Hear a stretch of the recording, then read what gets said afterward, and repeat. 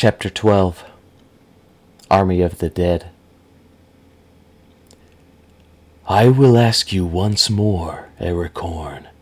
Did you find it? No, my lord. Even with the guidance of the stone, its whereabouts remain a mystery. I did as you commanded, and have hidden the stone within the darkness for now. It's near the place you made your grand discovery. I thought it would be a rather appropriate location. Melos nodded. At least you aren't completely useless. I agree with your judgment for its new hiding place. I will need it to be safe, where only you or I can retrieve it when the time is right. Melos turned his back and peered at the map hanging on the wall in front of him. Several sharp pins with ribbons wrapped around their heads poked up out of the parchment where several cities were depicted. Thanks to the power of the stone, I was able to unlock the secret of the fabled living darkness. Its secret will live with me, and me alone, for the eternities. My quest is almost complete, Ericorn. Soon all will bow down before me in fear. However, I'm still missing a key piece to assure my victory and immortality. A piece that you have been assigned to take care of, and have continued to disappoint me with. Perhaps it really is a myth, my lord. A story that was constructed by the original kings to distract one who wanted to gain power over the world. A dark aura flowed around Melos as he turned around, his hands radiating artificial darkness. An inescapable fear gripped at Ericorn as he peered into the void of darkness that had replaced the once humanoid eyes in front of him. Ericorn fell to his knees as darkness swirled around him, terrifying whispers forcing themselves into his ears and tormenting his mind. I know it exists, Ericorn, and for your sake, you had better find it and bring it to me before my window has passed. Otherwise, I will gladly find a use for your corpse in the front line. Silas shot up in his bed, sweat dripping from his body as he tried to orient himself. Fear gripped at his confused mind.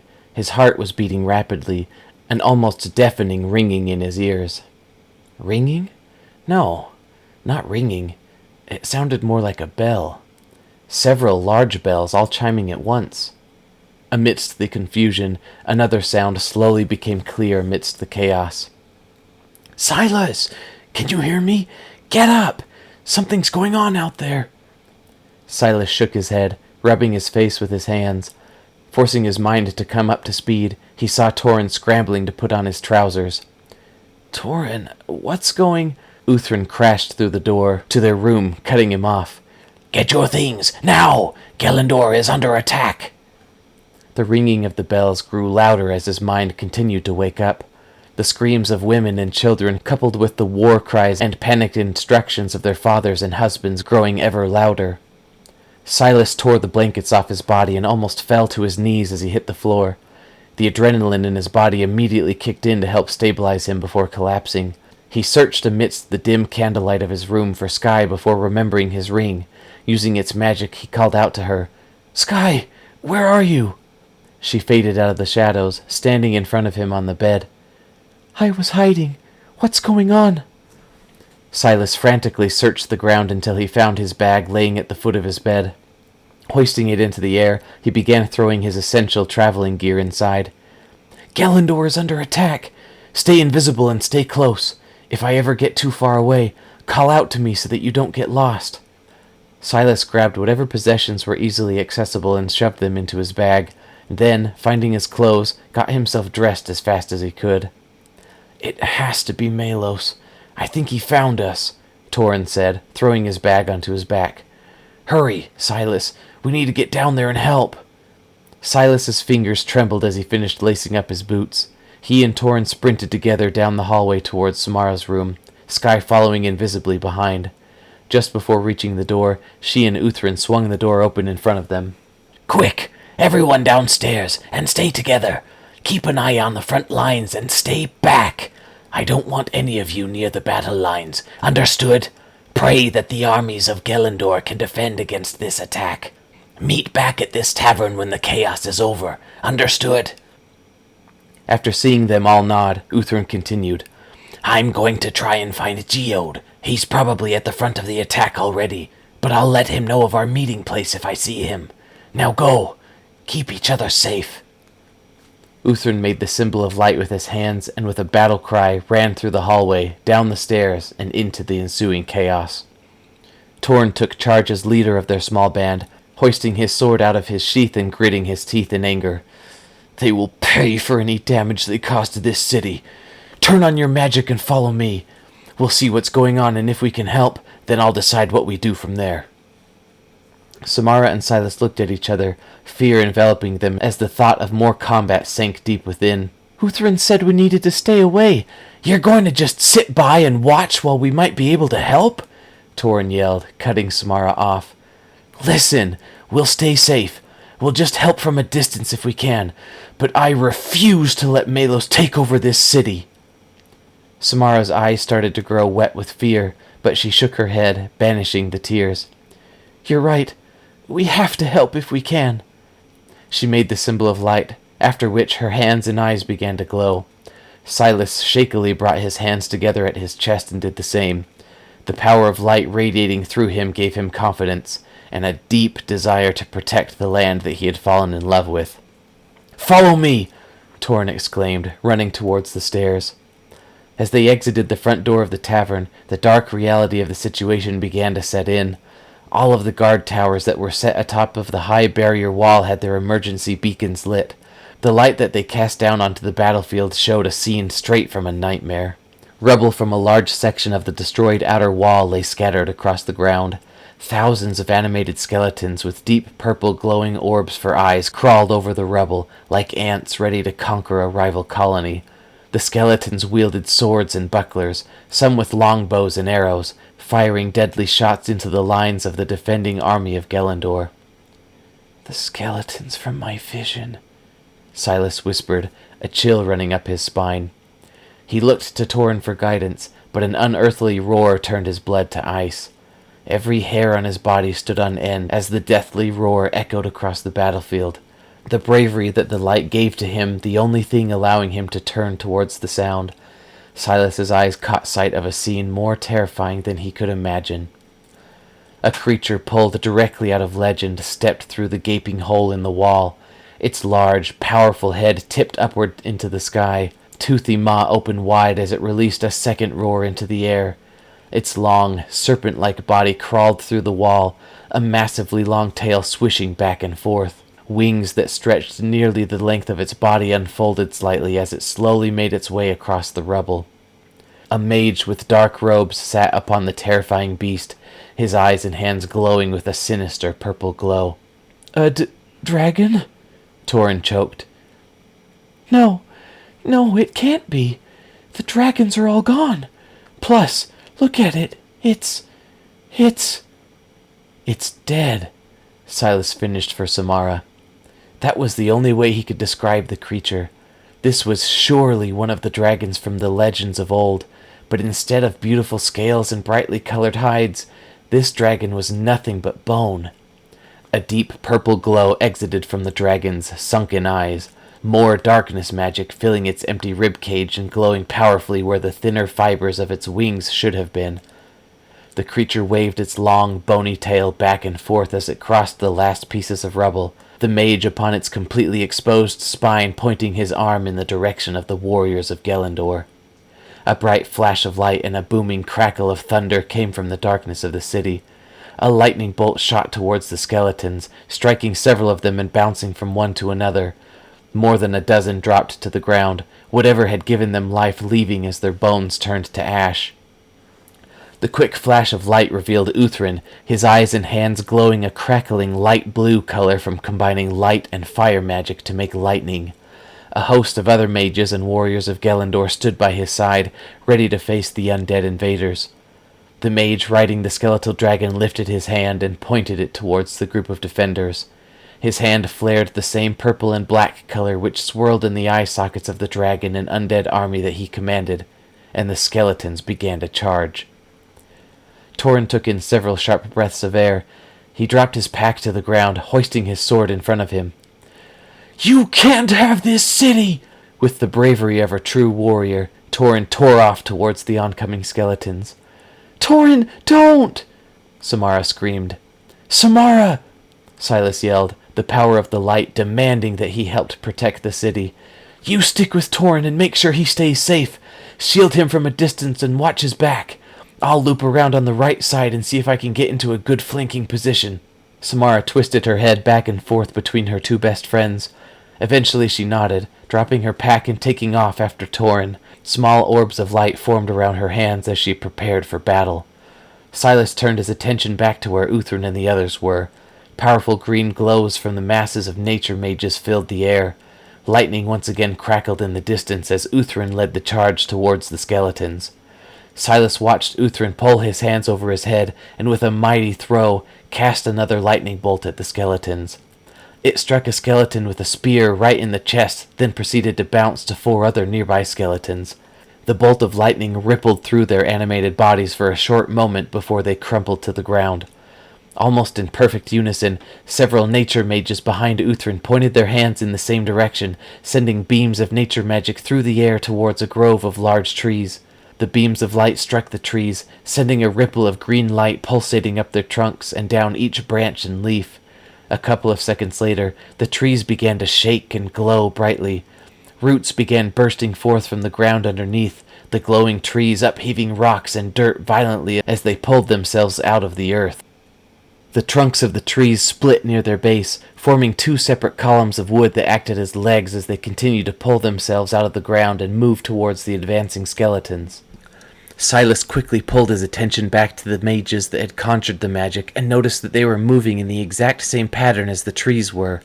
Looking back at the trees, he realized that the trees were duplicating the action of the mages that were controlling them. The movement of the trees got smoother and quicker as they uprooted from the ground and eventually started walking towards the skeletons. They swung their large branches like natural clubs, crushing and throwing the animated bodies through the air as they joined the fight. An arrow whistled through the air and stuck into the ground just inches from Silas's foot as he watched the trees. Turning towards the direction that the arrow came, he saw 2 skeletons with bucklers and short swords rapidly approaching him, as well as a skeleton archer knocking another arrow to fire at him. Silas took his pack off and tossed it to the side. Focusing his energy on his ring, he called out a warning to Skye. "Stay here! I'll come back for you!" "Stay safe," she replied. "I'll be waiting." Silas commanded the light flowing through him to create a shield around his left arm. The shield of light grew, lighting the area around him with a warm yellow glow. The skeletal archer pulled back the string of his bow and loosed another arrow. The deadly point whistled through the night sky. Silas raised his arm, blocking the arrow and sending it end over end before landing on the ground. His shield of light rippled with energy, as if it were proud that it had just protected its master. Pulling his sword from its sheath, he charged towards the skeleton, the light within him demanding holy justice to be served. The nearest skeleton raised its sword over its head and brought it down towards Silas. He parried the blade with his shield, then swung in an arching motion with his sword at the skeleton's head. The skeleton brought its buckler up, blocking the blow. The second skeleton warrior arrived moments later and took a jab at Silas's chest with the tip of his blade. Silas twisted his shield, barely able to knock aside the skeleton's blow before being skewered. Taking advantage of the double vision that his second mind gave him, he saw the first skeleton raise his sword high above his head and swing it down towards him again. He raised his light shield up and again forced the blade to bounce off it, this time adding in a burst of energy to the shield to push the sword away with additional force. The sword flew from the skeleton's hands and stuck into the ground several feet away, just as another arrow was loosed from the archer. Silas jumped backward as the arrow flew past his face, the wind that it carried creating an audible whistle through the air. Realizing that he was quickly becoming overwhelmed, Silas turned more towards the offensive. He brought his shield arm in towards his body, then throwing it outward in an arch, sent his shield forward as a projectile of light. The light sliced through the air towards the 2 skeleton warriors in front of him. The slashing beam of light caught the skeleton on his right just below the chin and sent it flying backward. The one on his left got hit directly in the chest, the light singeing its bones, then rippling through its body.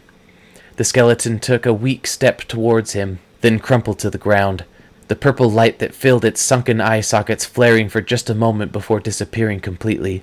The skeleton that had been hit under the chin began to slowly raise up off the ground, its head sitting slightly crooked on its neck. Silas focused a ball of energy into his left hand, pointing it towards the skeleton. Releasing the energy, he sent a beam of light straight into its torso. The light slammed into the skeleton's body, sending bones scattering into the early morning air. Its skull landed on its side, the light in its eye sockets fading into oblivion. 2 down. Taking a quick glance at the battle around him, Silas quickly saw the severity of the situation. Although the warriors and mages of Gelendor were much more powerful and skilled than the skeletal army that was upon them, the sheer number of enemies that were flooding through the walls of the city were starting to overwhelm them. Animated tree giants fell to the ground, swords and arrows tearing their bark and limbs into pieces. Other tree giants swung their branches at the horde, smashing their foes under their incredible strength, desperately trying to keep their ground amongst the seemingly endless wave of enemies. The sound of metal on metal rang through the air as swords clashed against each other. Flashes of green light, mixed with the occasional crackle of thunder and lightning from Uthrin, sparked through the air as mages of Gelendor defended their home with powerful magic. Silas caught a glimpse of Torin, surrounded by sword-wielding skeletons. His body glowed with light magic as Samara stood behind him, protecting him with her shields while casting the occasional beam of light at approaching enemies. Silas turned his attention back at the skeleton archer in front of him. It had already knocked another arrow and was aiming its bow straight at him. Allowing the element of light to give him suggestions, he called to remembrance the feeling of moving through space at blinding speed when being teleported by Uthrin. Silas then cocked his sword into a jabbing position, just as the arrow was loosed in his direction. Moments before the arrow reached his location, he allowed the light magic flowing within him to flood over his body as a pillar of light descended from the sky and engulfed him. Less than a second later, the light dissipated, and he found himself standing behind the archer. Thrusting his sword forward, he pierced the skeleton through the back of its rib cage and pulled his sword through its spine, separating the skeleton into 2 halves.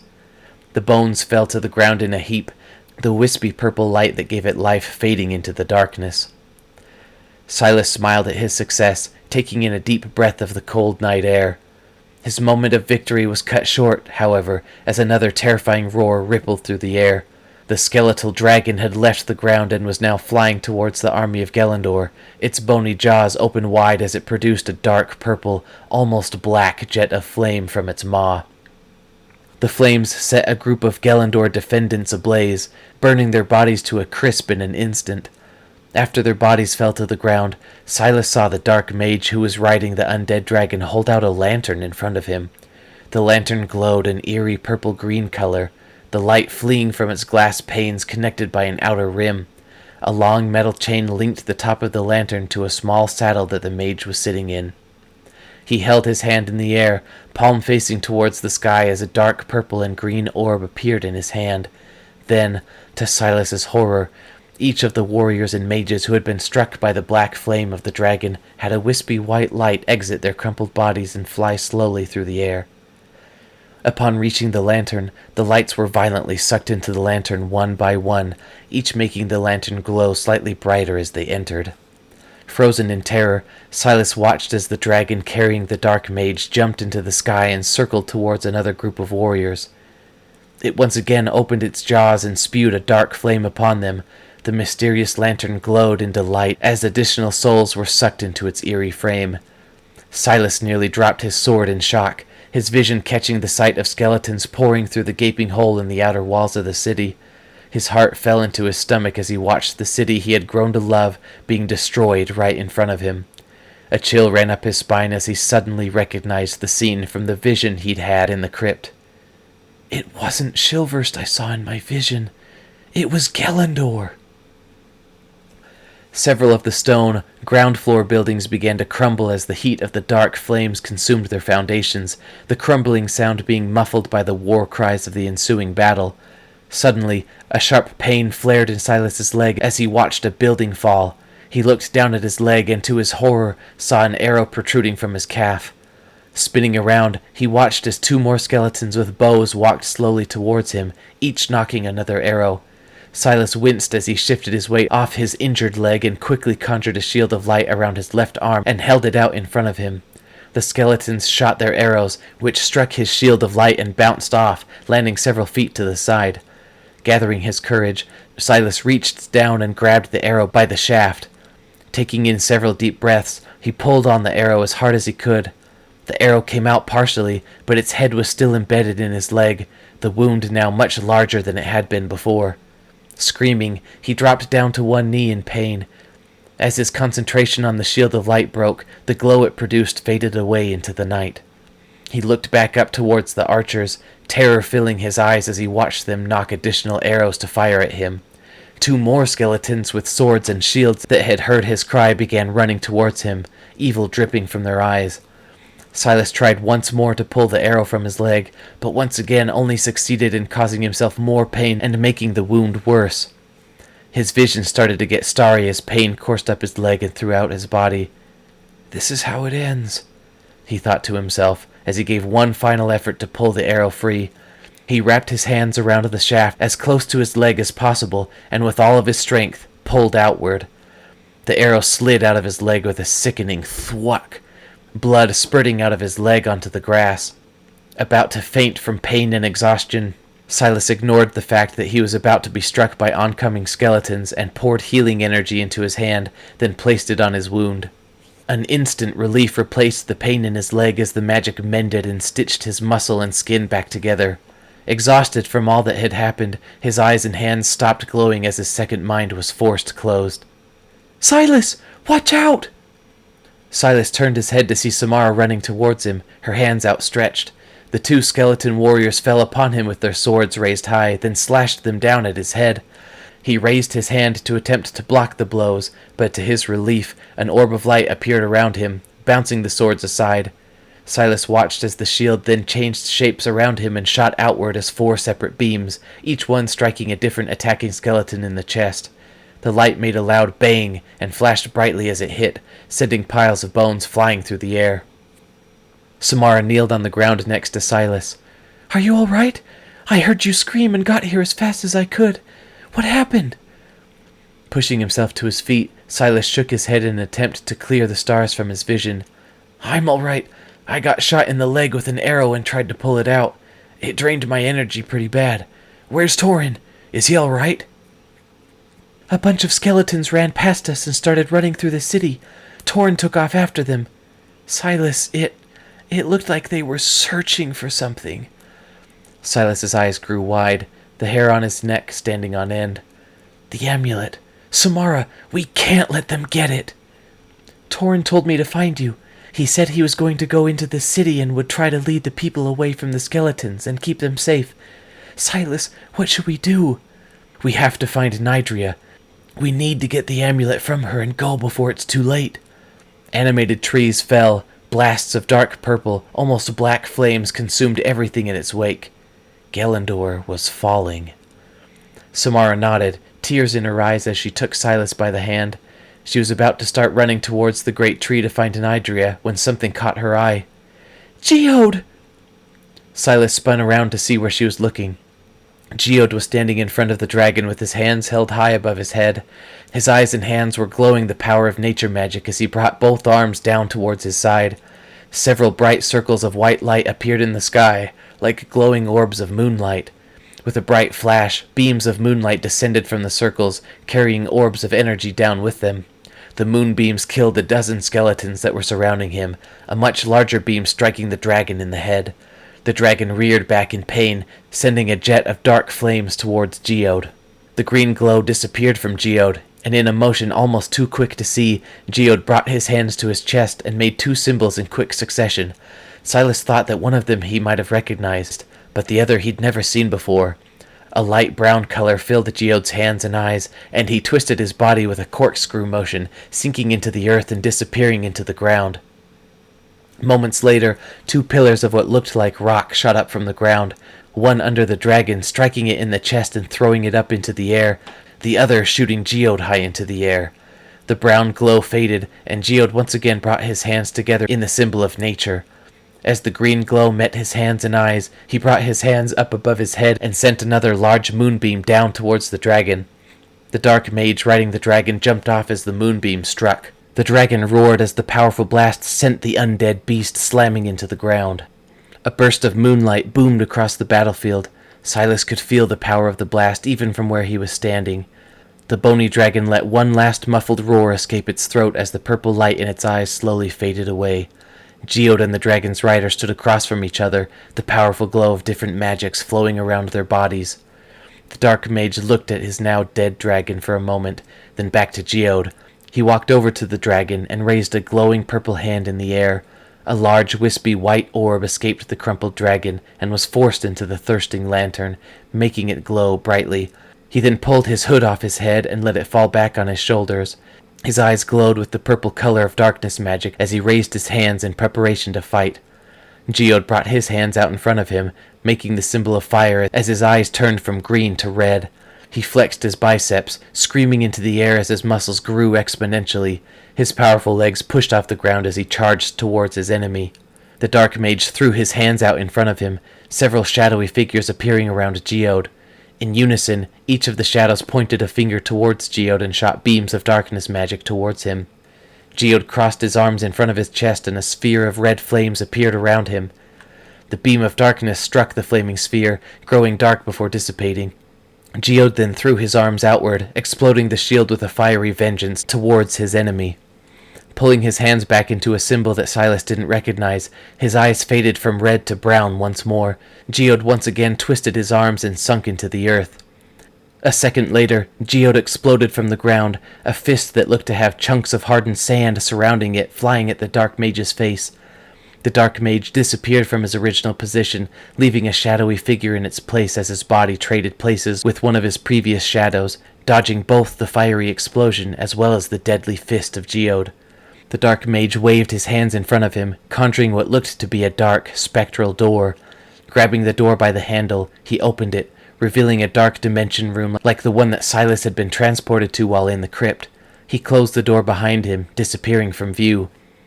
Geode waited, his eyes and hands still glowing deep brown. Finally, a new door opened up behind him. Stepping out of the door, the dark mage was now holding a two-handed sword with a dark, black blade. Geode slammed the ground with his foot, and a large chunk of earth floated up behind him. Taking 2 steps forward, then punching towards the dark mage, the rock and earth flew at the mage's location. The dark mage again flared his arms outward, creating shadowy images of himself, and teleported to one of them, allowing the rock to fly through a shadow instead of himself. Geode and the dark mage continued exchanging blow after blow of advanced magic, both of them seeming to be on the same level of expertise. Geode continued showing mastery of several elements, even combining them into colors and effects that Silas had never seen before, while the dark mage used purely darkness magic. "He'll be fine, Silas. We need to go," Samara said, grabbing his hand. Silas struggled to pull his eyes away from his mentor, but finally agreed and let Samara take him by the hand as they ran towards the center of the city. The battle raged on as they ran. The sound of swords clinking, warriors screaming, and thunder crackling filled the air.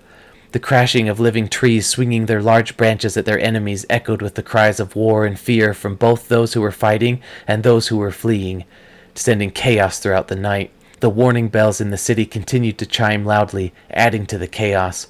Several groups of skeletons had made it into the inner parts of the city now, running through houses and climbing up the towering trees to the higher levels of the city in search of their objective.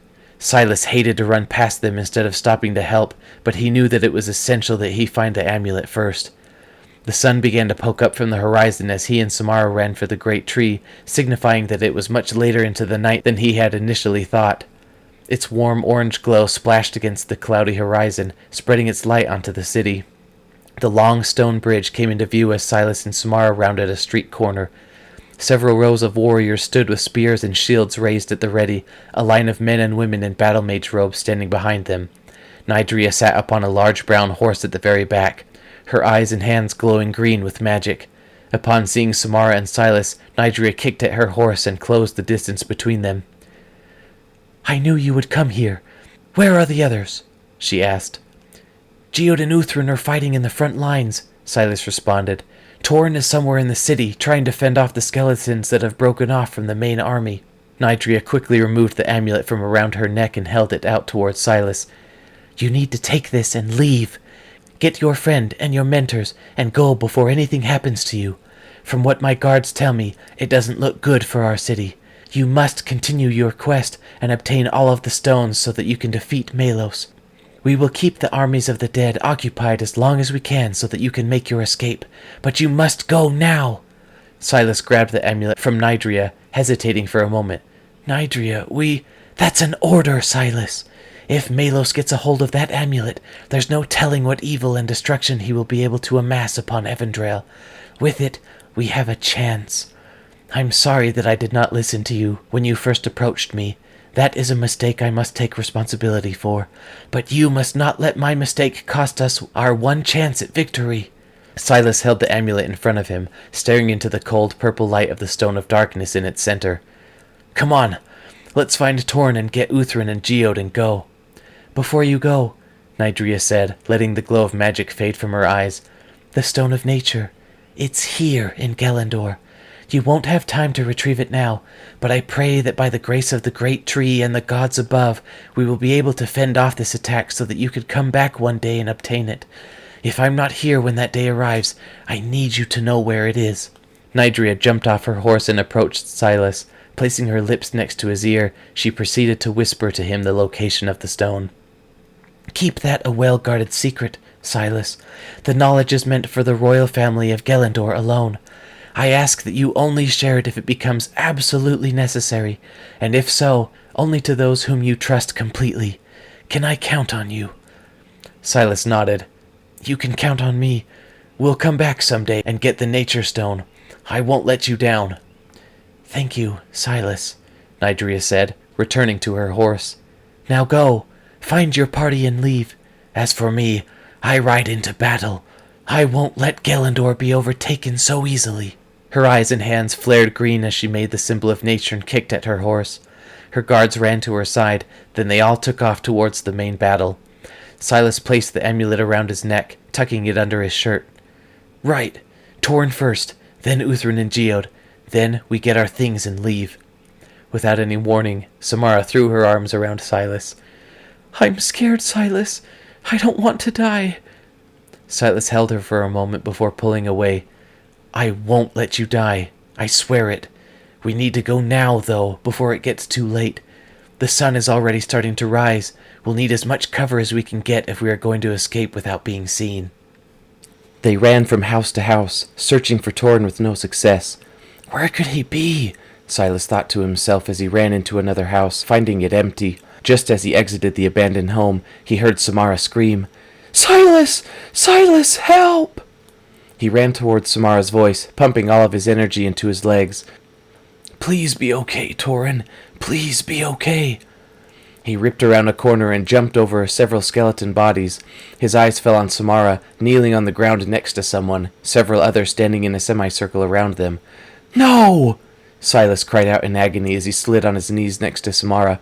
It wasn't until then that he noticed that her eyes and hands were glowing with light magic. Several dozen dismembered skeletons lay strewn across the ground around Torrin, who had a giant wooden spear protruding from the right side of his chest. He was still breathing, but it was in small, sharp breaths. "Hey, buddy," Torrin said, coughing out the words. "Torrin, I said be quiet. Don't talk," Samara said, tears running down her face as she continued to pour healing magic into Torrin's chest. "Silas, hurry! We need to get this spear out of him. I need your help. I can't do it on my own." Choking back the tears, Silas made the symbol of light and opened his second mind. "Don't even think about it, Torrin." Torrin let out a choking laugh, wincing at the pain. "Think about what?" "Can you save him?" A girl standing next to him asked, her voice just as distraught as Samara's. Silas placed his hands on the shaft of the spear, ignoring her completely. Just as he was about to pull up on the spear, a man standing next to the girl he had ignored stopped him. "Wait, let me pull it out. Then you can be ready to heal him as fast as possible." The man was large and burly, definitely much stronger than Silas was. He remembered the incident where he tried to pull the arrow out of his calf with several unsuccessful attempts, and decided that might be the best idea. Silas nodded and allowed the man to kneel down next to him.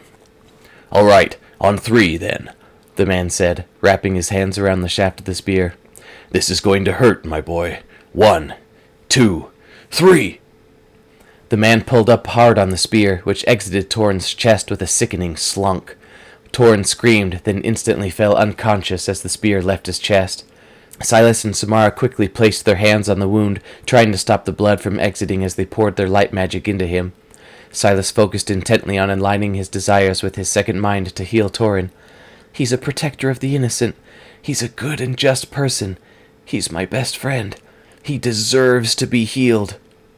He repeated the words over and over again in his mind as he poured his energy into the wound. It took much longer than any other injury that he had healed, but eventually, with the help of Samara, the muscles and skin around the wound started to glow with a soft yellow light and slowly started to weave themselves together. After a few minutes, the blood stopped pouring from the wound and a large scar formed as his skin finished pulling itself together. Silas and Samara removed their hands from Torin and let the light magic fade away. The man placed his hand behind Torin's head and lifted him up slightly. The girl standing nearby kneeled down to him and with tears streaming down her face called out to him. "Torin?" Torin cracked an eye open and gave a faint smile. "Hey, guys." Tears filled her eyes, and a cry left her lips as she wrapped her arms around the large man next to her. The large man looked at both Samara and Silas with admiration and thanks. "How do you know Torin?" Silas asked, still confused as to why these random people were acting so emotionally towards Torin's near death. Wiping away her tears, the girl stopped embracing the man and explained. "Sorry, my name is Ari. Torin and I went out together last night. You must be Silas and Samara. He told me so much about both of you. And this is my father, Jort." "Torin saved our lives," Jort said, still looking at Silas. "We would have been dead for sure if it weren't for him. I may look big, but I'm not a fighter. We owe our lives to him." His eyes bounced back and forth between Ari and Jort. It was no wonder that Torin was so nervous to go out with her. She was easily on par with Samara in beauty. Silas shook his head. "Torin, Nidria gave us the amulet and told us we need to leave. We need to find Uthrin and Geode and go. Can you walk?" He sat up slightly, looking at Silas intensely. "Isn't there a stone here? That's the whole reason we came here. We can't leave without getting it." "Yeah, it's here. Nidria told me where it was, but we don't have time to get it. We'll have to come back for it later." Torin shook his head. "How do you plan on coming back if the city is overthrown? That's going to be a bit hard, don't you think?" Silas pondered the question. Torin was right. If the city was overthrown, how would they get back in? It was hard enough getting in and out of Shilver with Malos guarding the place. Gelendor would be an entirely different story. "Well, what do you suggest we do then?" Torin looked at Ari, then his eyes met Silas's. "My father taught me about war, about what happens when a city is first taken over. In this case, they're definitely here looking for something specific. When they aren't able to find it, Malos is going to be ticked. Things will get really bad, like Shilverst bad, or even worse. But because we know where it is, we'll have hope that we can bring to the people. The people here will need that hope, Silas. They'll need to know that help is coming, that they still have a chance. Otherwise, this place is going to turn out like Shilverst, and I can't let that happen. Not here. I'm going to stay." Samara and Silas both protested, but Torin raised his hand in defiance. "Listen to me! I can help the people here survive through all of this. I can strike up a rebellion or something so that we have a way to fight from the inside. Let me stay here. Let me help this city by letting them know that there's a plan and that there's someone out there who's collecting the stones and is going to defeat Malos someday. They'll need that reassurance, or this town will turn into what Shilverst has become. A place of broken people struggling to survive and unwilling to fight back. Uthrin will know what to do, and if you're going to have to come back for the Nature Stone, you're going to need one of us on the inside to help with that." Silas listened to his best friend speak, knowing that he was right but not wanting to agree. He kicked a skeleton's dismembered arm in frustration. "You're right. I hate to admit it, but I think that you should stay." "Silas, no! We can't leave Torin here," Samara cried. "He could die! We just saw him almost die. What would have happened if we weren't here?" "We can tell Geode to stay as well," Silas replied. "We'll go back to the battlefield, grab our things, and tell Uthrin and Geode the plan. And Geode can stay here with Torin, and Uthrin will come with us. That way he'll have someone here to help protect him." Samara glared between her two friends before throwing her arms around Torin. She cried on his shoulder for a moment and told him repeatedly that he had better not be stupid and make sure he stays safe. Torin returned the hug and assured her that he would be fine. Silas tried to not let the tears welling up in his eyes escape, but they defiantly broke free and rolled down his cheeks. Torin held out his hand towards his best friend, which Silas clasped. They brought themselves together and embraced as friends and brothers. "I'll be all right, Silas. You watch out for yourself, too. I feel like I'm actually the one taking the safe road by staying here. I've lived under Melos' bondage almost my whole life. Who knows what trouble you're going to run into out there. Now go. You'd better hurry and leave before it's too late." Silas released the embrace, wiping the tears from his face. "Right. Let's go."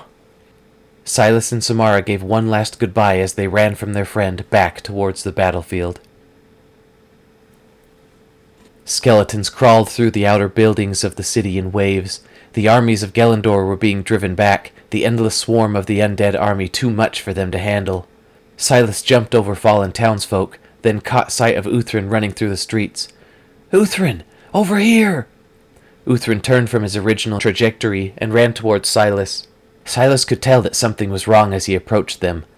"Silas, Samara, where's Torin? We need to leave the city.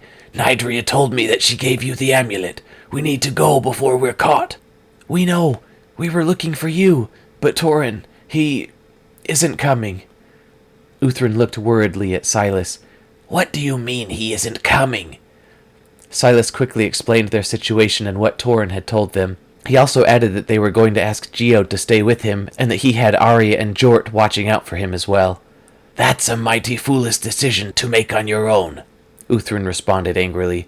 "But I agree that it could be to our advantage to do it this way. Very well. You two get your things. I'll find Geode and let him know. Meet me at the place where we first teleported into the city. It isn't far from the west gate where we can make our escape."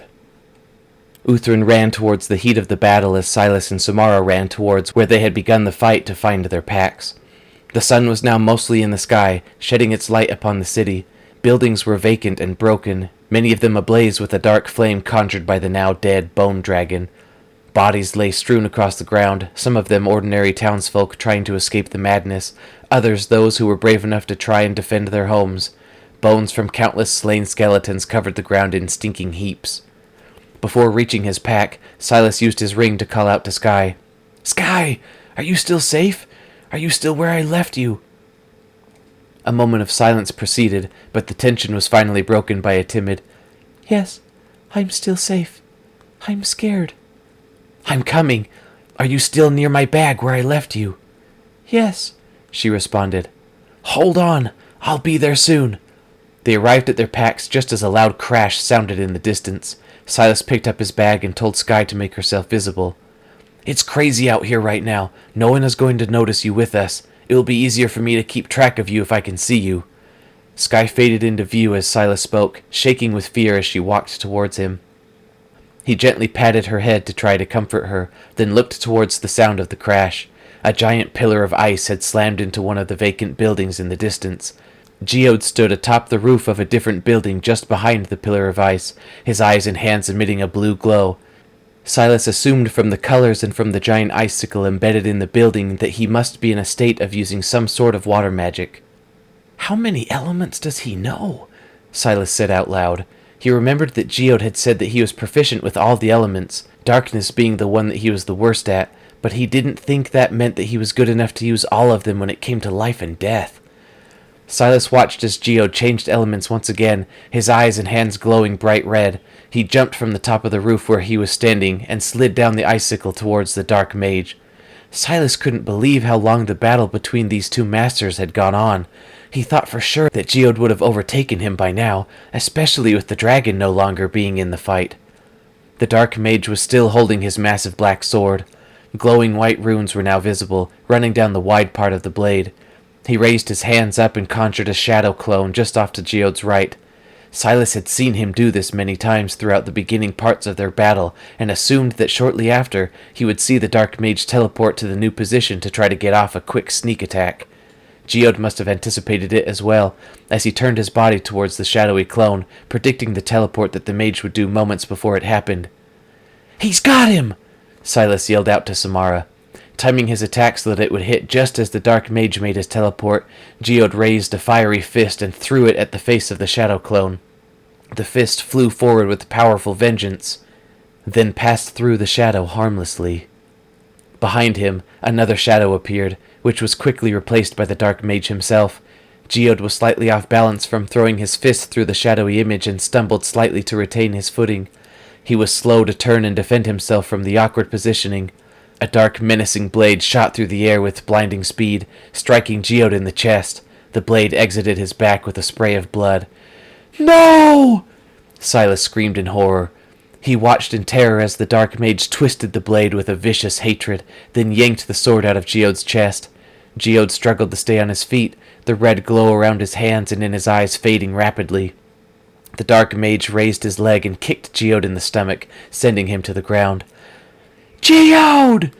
Silas screamed again, trying to run towards his mentor. Samara quickly grappled him and held him at bay. "Silas, no! We can't help him! He's gone," she said in a choked voice. "There's nothing we can do. We have to leave." Silas struggled for a moment longer against Samara, but eventually stopped as he watched the scene continue to unfold in agony. The dark mage retreated a short distance to where his fallen dragon lay and swung his sword at the chain connecting the lantern to its saddle. Hoisting the lantern into the air, he slowly walked towards Geode's fallen body. Tears ripped themselves from Silas's eyes as he watched Geode struggle to raise his head up off the ground. Upon reaching him, the dark mage ruthlessly placed his foot on the gaping hole in Geode's chest, then lifting his sword into the air, stabbed it down into Geode's stomach and removed his foot from his chest. Geode gave one last heroic effort to rise from the ground, but was stopped by a quick kick to the face. A dark sphere formed in the dark mage's hand as Geode's body gave up and slumped to the ground. The dark mage pulled his hand downward, then slowly lifted it in the air. A white, wispy object floated slowly up out of Geode's corpse, glowing brightly in the morning light. The white light floated towards the lantern, then was violently sucked into its evil frame. The lantern glowed in delight as another soul was added to its dark collection. Silas fell to his knees, tears continuing to stream down his face. Samara knelt down beside him, her breath choking in her lungs. They watched together as the dark mage pulled his sword out of Geode's lifeless body and walked further into the city. "Silas," she squeaked. "Silas, I'm so sorry. But we need to go. We need to get out of here before we're all killed." She helped him to his feet, taking him by the hand and leading him towards the wall to meet Uthrin. They didn't have to wait long for him to show up. "Where were you?" Silas exclaimed angrily as Uthrin arrived. "You were supposed to find Geode. You could have helped him. We watched him die, and you weren't even there." Uthrin spoke in a soft tone, trying to calm Silas. "I was headed that way when I saw Torin charging towards the battle. I stopped him and gave him further instructions for staying in the city. He was going to run into the battle, so I had to convince him that it was already lost, and he needed to hide until the mayhem was over."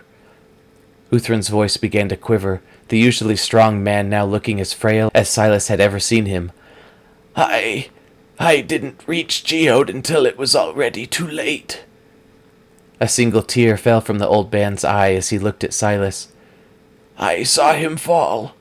I should have been there for him. I let my friend down tonight, and I let the darkness win." From an unknown source, Uthrin seemed to gain additional strength. "I won't let anything happen to you, though. We'll mourn our losses later, but now we have to move." Silas breathed heavily through his tears, his anger and sadness peaking.